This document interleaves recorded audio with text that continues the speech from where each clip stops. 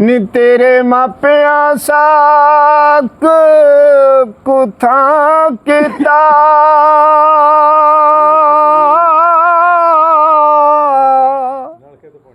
ਤੇ ਅਸੀਂ ਰੁਲਦੇ ਰਹੇ ਵਿੱਚ ਪਾਸਿਆਂ ਆਂਦੇ ਆਪ ਰੁੱਝ ਗਈਆਂ ਵਿੱਚ ਨਿਉ ਖੇੜਿਆਂ ਦੇ ਹੋ ਤੇ ਸਾਡੀ ਗੱਲ ਗਵਾਈ ਹੋਈ ਵਿੱਚ ਹਾਸਿਆਂ ਦੇ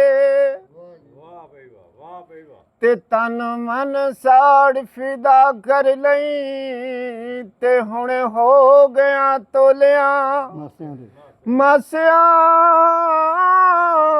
ਤੇ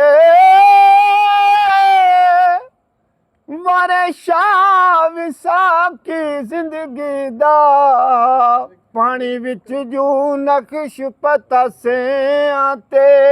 ਲਓ ਜੀ, ਸ਼ੁਕਰੀਆ।